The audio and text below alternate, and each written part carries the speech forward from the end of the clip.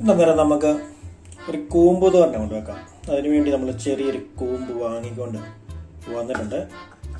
ഇതൊരു സവാളയും 2 പച്ചമുളകൊക്കെ വേണ്ടിയിട്ട് നമ്മൾ ചെറിയൊരു തോരൻ അങ്ങോട്ട് റെഡിയാക്കാം. ഇതിന് ചെറുതായിട്ട് കട്ട് ചെയ്ത് നമുക്ക് ചോപ്പറിനകത്തോട്ടിട്ട് അങ്ങോട്ട് അരിഞ്ഞുകൊണ്ടെടുക്കാം.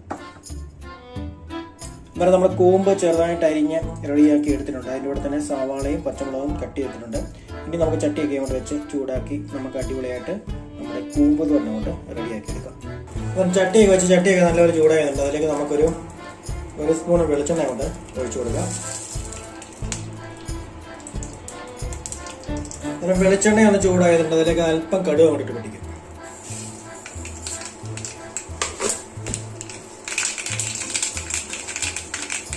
അതിൻ്റെ കൂടെ അല്പം ജീരകം കൊടുക്കും.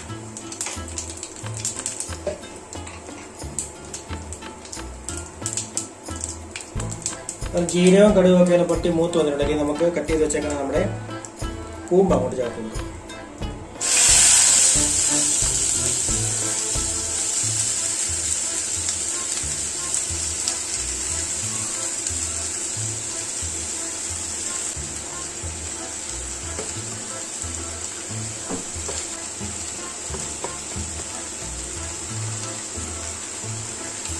ഇനി നമുക്ക് ഇതിലേക്ക് അല്പം കറിവേപ്പില, അല്പം മഞ്ഞൾപ്പൊടി, ആവശ്യത്തിന് ഉപ്പ്, പിന്നെ കുറച്ച് തേങ്ങയും കൂടെ നമുക്ക് ചേർത്ത് കൊടുക്കാം.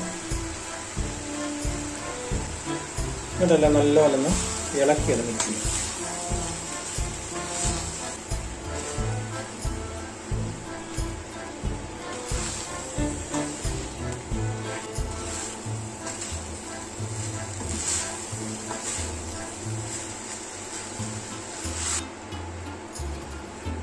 ഇങ്ങനെ ഒന്ന് ഇളക്കി ഒന്ന് മിക്സ് ചെയ്ത് കൊടുത്തിട്ടുണ്ട്. ഇനി ഇതിലേക്ക് ഇങ്ങനെ ഒരല്പം വെള്ളം കൂടെ നമുക്ക് ചേർത്ത് കൊടുക്കാം. വെള്ളം കൂടെ ചേർത്ത് കൊടുത്ത് ഒന്ന് ഇളക്കി ഒന്ന് മിക്സ് ചെയ്ത് അടച്ചു വെച്ച് നമുക്ക് അങ്ങോട്ട് വേവിച്ചു.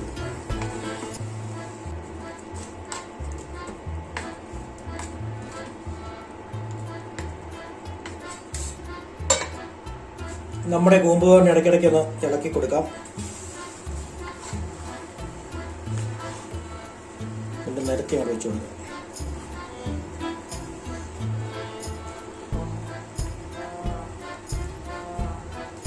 ഉപ്പൊക്കെ നമുക്ക് ചെക്ക് ചെയ്ത് നോക്കാം. ഉപ്പൊക്കെ പരുവത്തിന് തന്നെയുണ്ട്, കയ്പൊന്നുമില്ല. നല്ല സെറ്റായിട്ട് റെഡി ആയിട്ടുണ്ട് നമ്മുടെ കൂമ്പ് തോരൻ. 2 മിനിറ്റ് കൊണ്ടിരുന്ന് അല്പം വെള്ളം കൂടെ അങ്ങനെ പറ്റും. അന്നേരം നമ്മുടെ അടിപൊളിയായിട്ടുള്ള കൂമ്പ് തോരൻ ഇവിടെ റെഡി ആയിട്ടുണ്ട്. നല്ല സെറ്റപ്പായിട്ട് റെഡി ആയിട്ടുണ്ട്. ചോറിൻ്റെ കൂടെ ഒക്കെ കൊണ്ട് ഇളക്കി കഴിക്കാൻ നല്ല കിടിലിനൊരു തോരൻ ഇവിടെ നമ്മൾ റെഡിയാക്കിയിട്ടുണ്ട്.